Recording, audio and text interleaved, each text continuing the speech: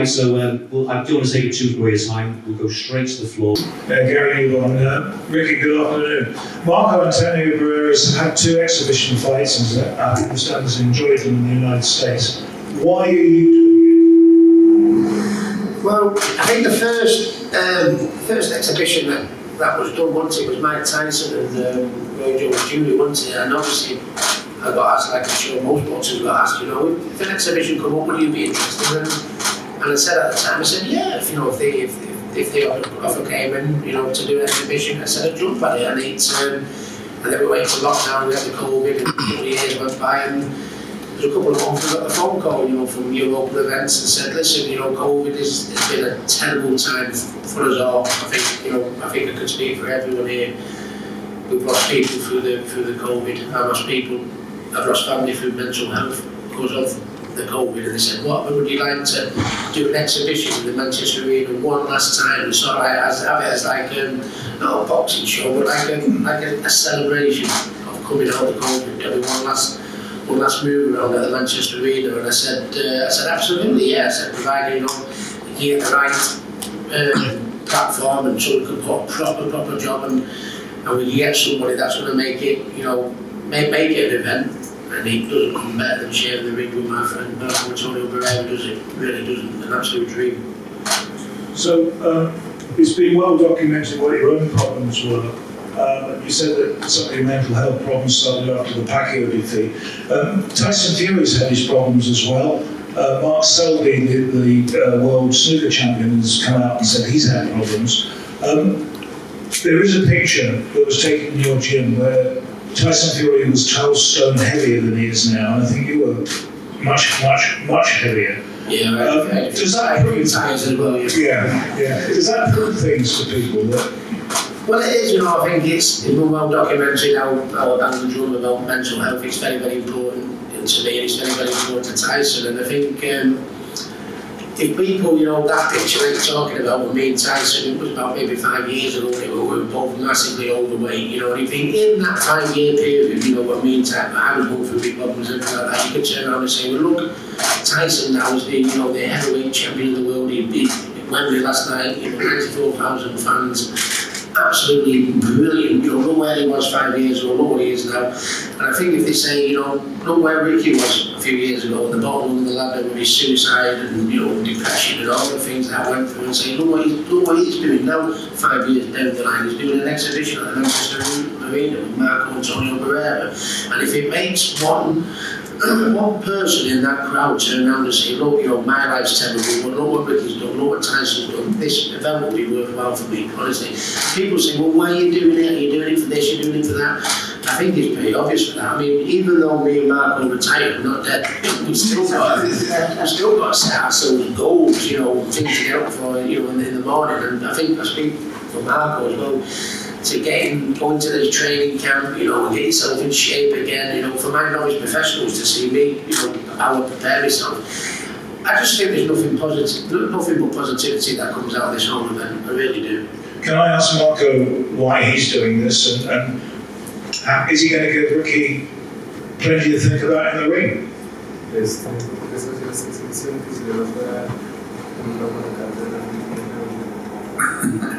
Buenas tardes. Bueno, primeramente, gracias por la invitación, por subirme al ring con un gran amigo extraordinario, ex campeón mundial que ha dado Inglaterra, y estoy emocionado cuando se me habló para poder hacer la exhibición. Pues me puse contento porque yo nada más lo conocía de como extraordinario amigo, pero nunca me imaginé estar arriba del ring con una leyenda como es Hatton. First of all, thank you for having me here. It's very great being next to my great friend Ricky Hatton. I never thought about sharing the ring with him. I always say him as my friend. I just go to his fights, he goes to my fights. So being able to share the ring with him is an extraordinary honor for me. Okay, Ricky, I'm going to let other people ask questions. I just wanted to ask you whether you think you're coming back, the Hitman rises. Do you think Tyson Fury's going to rise again, or do you think that might be it? I don't know.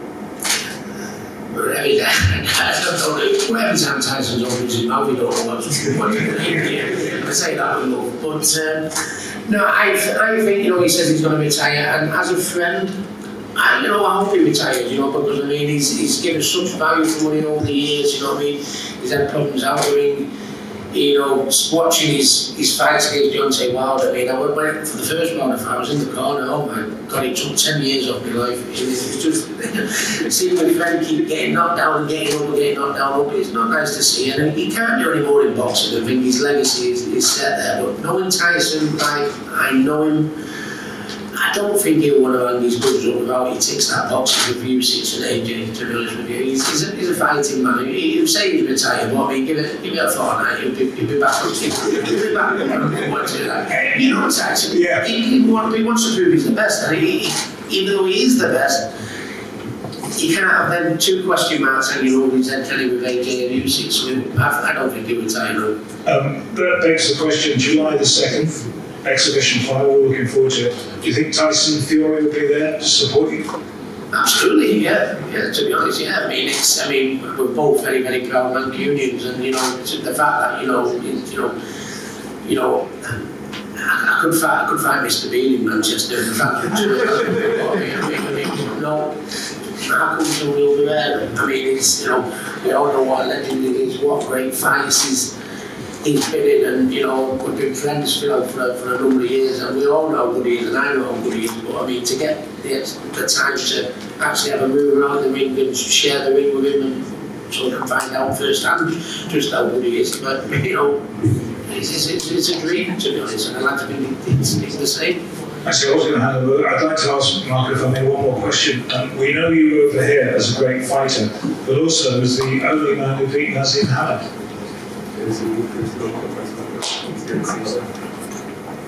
Pues sí, tuve la oportunidad de pelear con él, uno de los mejores boxeadores en aquel tiempo, hace creo que ya 21 años, haberme aguantado con el triunfo. Creo que me abrió las puertas y antes de todo eso pues ya conocía a Ricky Hatton y ya me muy buena amistad. It was around 21 years ago. I got the opportunity to fight against Strapzy Casey Walsh, and before that I was pretty friends with Ricky. And after that, I think I've got a lot of fan base here in the UK. Somebody else? Daniel Depot, TalkSport. Ricky, you mentioned this is just one fight, one return to the ring. We are seeing a lot of fighters in and around your area now have exhibition fights. If it goes well and successful, are you planning to do 2, 3, 4 more? I'm not that far ahead, to be honest with you, but if it is a success, and I think the fact it's not even a gamble whether it's going to be a success, I think it will be a success, you know what I mean? And if another one comes forthcoming, I'd certainly look at it.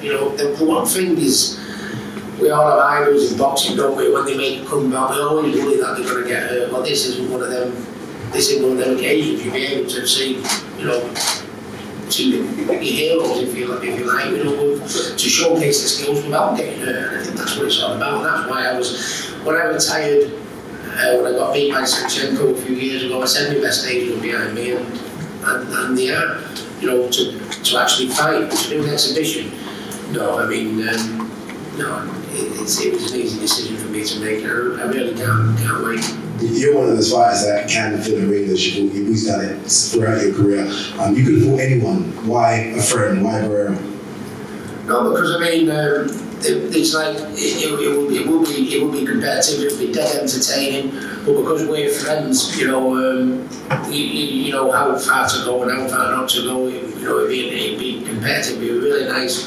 Move around, and because I know Marco, and I feel confident that's going to happen. I'd rather do it with Marco because there's that respect and understanding of what we're in there for, what we're in there to do. If it was someone I've never met before, then there's always a risk once that crowd roars.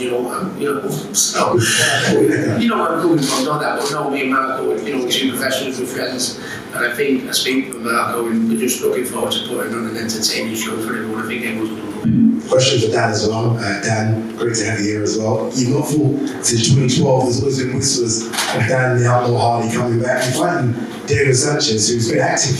It's a bit of a risky one, this for you. Yeah, but that's what makes it fun for me. I didn't want to step in there against somebody that wasn't prepared and wasn't willing to push me. There's no fun in this if I'm beating up someone that I feel is too easy to hit. And Diego was a warrior. You know, I remember sitting cage side when he fought Clay Guida, knocked him down with a head kick. It was one of my favourite fights I've ever watched live. And I've always felt like Diego and I were on a collision course. It's interesting that it's boxing and we've got basically 4 pairs of gloves on each, you know, when it's compared to MMA gloves. So I think this is going to be a really fun one. You know, we both like to come and trade big punches. We've both got a high work rate.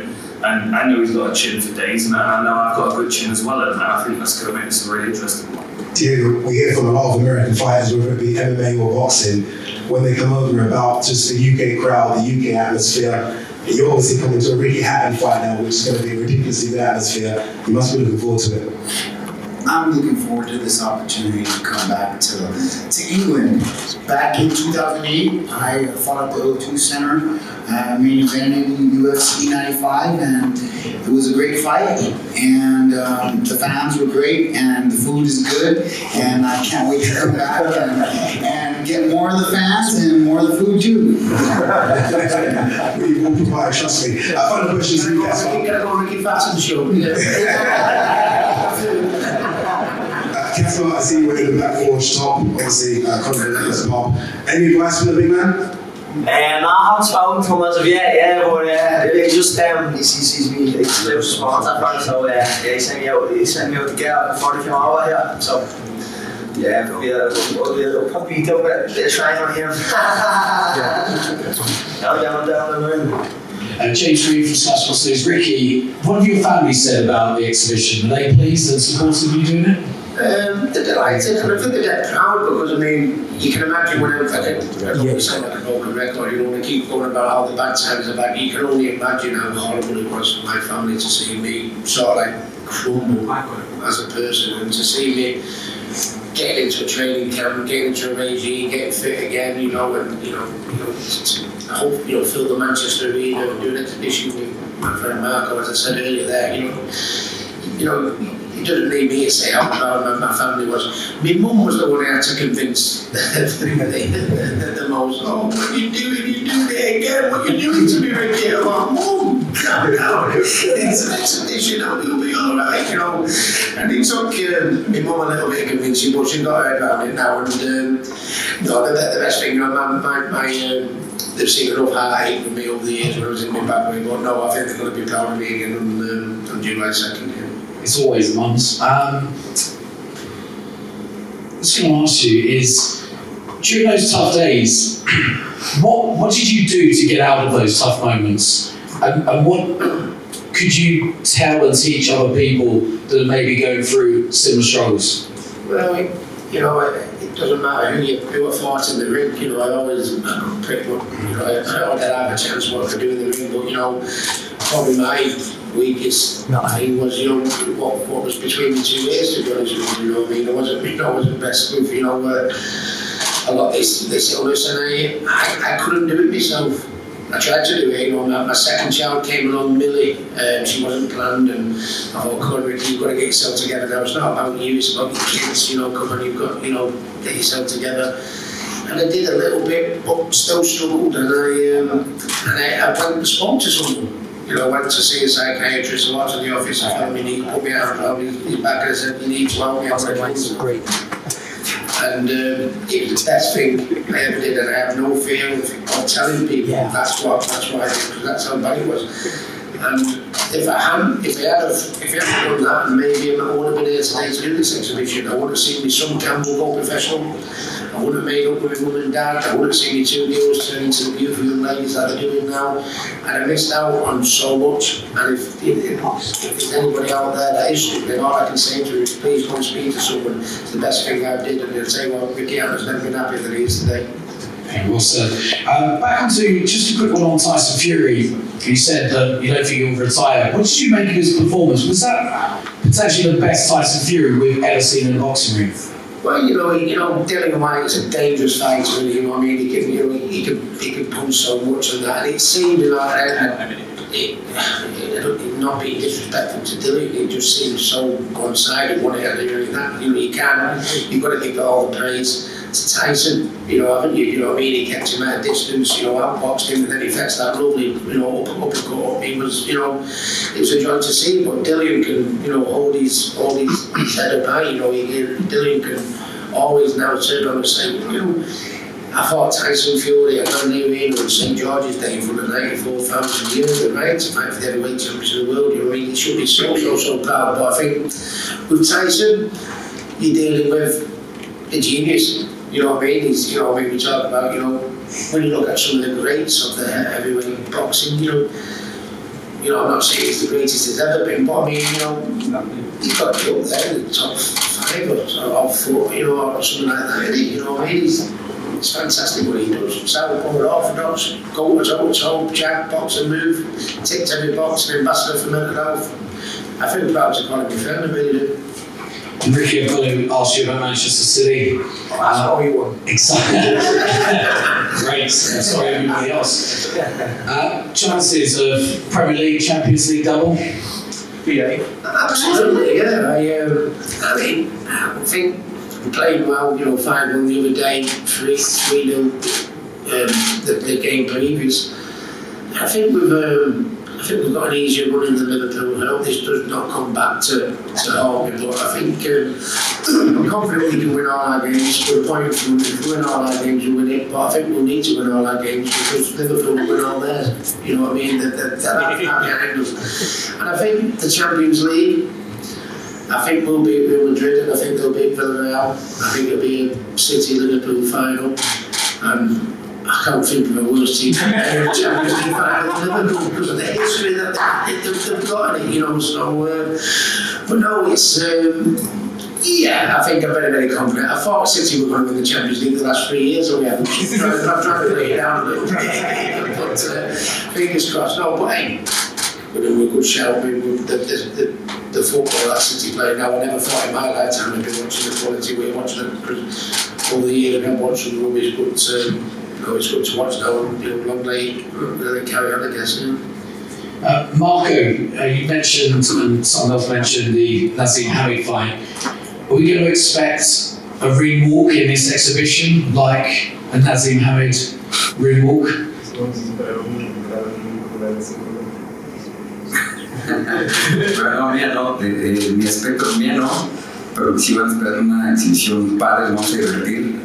Hatton, yo recuerdo en sus tiempos tenía el estilo mexicano y se va a enfrentar al estilo mexicano, la gente va a salir contenta de esa exhibición. No, not for me. Definitely what you're going to see though is going to be a really great show in the ring. No way Hatton, he has that Mexican style just going on, just punching, not really just stepping back, so you're going to see a really great show on that night. Marco, is there a career moment of Ricky's that you remember that stands out in your head? Sí, y donde toda mi gente en México me ha reclamado. Cuando él peleó con José Luis Castillo, yo subí con él en lugar de subir con José Luis Castillo. Hasta la fecha, mucha prensa me ha reclamado de hecho eso. Yes, and I still get a lot of bad things from that night when he fought against José Luis Castillo. I went into the ring with Ricky instead of with José Luis, which was so I still get a lot of bad things from that, but that's one fight that I really remember. So question for Don. Don, I'm curious how this opportunity came towards you and what exactly you're expecting from this experience? Yeah, first of all, apologize for being late. I went wrong on a Saturday morning. It's a heavy one, that's It's an honor to be able to say that all of these fighters at HITMAN and Barrera and all of these guys at HITMAN, so it's a privilege. I got contacted by someone I know who basically I've doing a little bit of boxing training, put it on my Instagram. And next thing you know, I'm in a fight. So yeah, that's how it came about. In my life, I'm always taking challenges, all the time trying to improve and better myself. Me and the boys have been running that anti-nerve campaign for the past 3-4 years for kids within our communities. So there's no better way for me than to kind of get in the ring with no weapons. With a guy who's actually an experienced fighter, I'm not fighting someone from Love Island or something, you know what I mean? So it's a challenge for me and I'm up for it, man. So yeah. Diego, you've been in MMA for years and years now. I'm curious, what exactly are you expecting from fighting in a different sport of boxing? I'm expecting what I've done in MMA. It's another fight. It's just a different rule set, and I'm just expecting to have fun. It's gonna be fun because I've been working on these hands for a good 1.5 years, just the hands. I was getting ready to do bare knuckle fighting championship, and I was training for about 1.5 years on just the hands. And so, all the progress that I've made in the 1.5 years, I feel like it's time to get out there and just do a training camp where, I don't have to do kicks, I don't have to do wrestling, I don't have to do jiu-jitsu. I can solely just focus on my hands, my movement, my defense, and I'm excited to fight Dan. Me and him, we're a good style matchup, and Dan's got a very high fight IQ, and I know that he's gonna study me well, and he's gonna come in the best shape that he can possibly come in. Coming off a long layoff, I think he wants to do this right, and I better do it right too. I know there's been a history between you and Dan, but are you happy to be the person to welcome him under retirement? I'm happy for Dan because as a fighter, I know what it's like to step away from the sport. And me personally, I have such a passion for combat sports that when I was away for 2021, I missed it. I missed it like crazy. I missed the fans. I missed the adrenaline. I missed the rush. I just missed the fight game and actually being a part of it from the inside out. And I'm happy for Dan that he's getting to come back and that he's getting a real opponent and a real fight because I've proved, that I've been doing this for a long time and that I can still do it. You, Dan. Dan, obviously you're known as one of the best analysts in the game of MMA. So tell us how you see this fight going down and how you predict the outcome.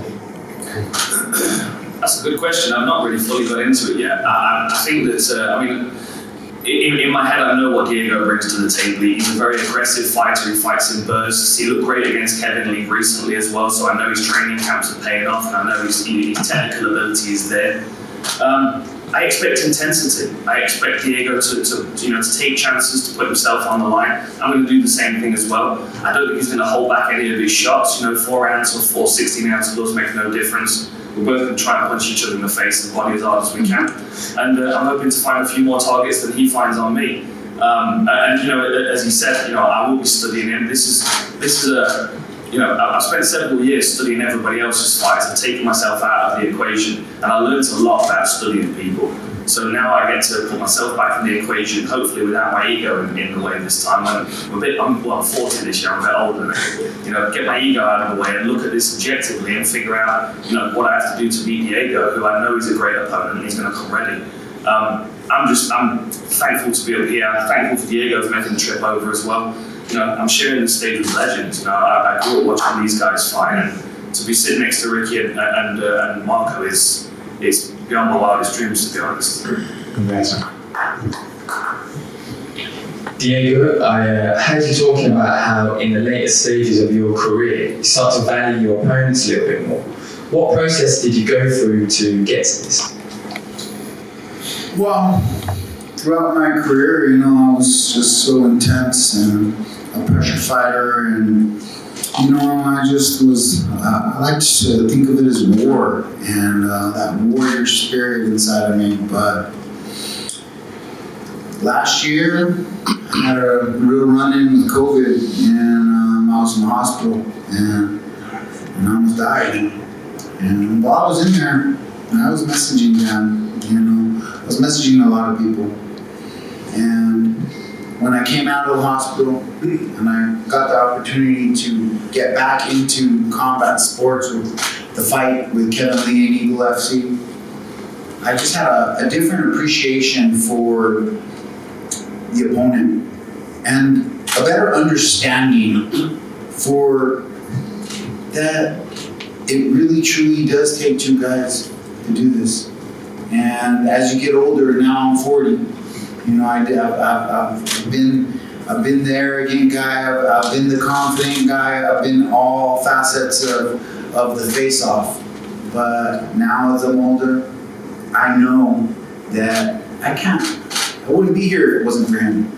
And so I gotta give him the respect. I gotta give him the respect that I couldn't do it without him. And when you have that type of respect, you can go in there and you can beat the shit out of each other and give each other a hug, handshake, and make a friend in the end. And that's and the integrity and the relationships that you make in this sport. And that's why we allow each other to beat the hell out of each other. It's for you guys too, you know, the fans. But we love the journey, and we love being on both sides, you know. And as you get older, you just have more respect. Diego, that was beautifully put, thank you. We're going to wrap up here for this part of the day. We'll be heading through to the roof terrace in a second. If there's anything you didn't get a hold of, you'll have a chance to speak with all the fighters. And again, thank you very much for coming.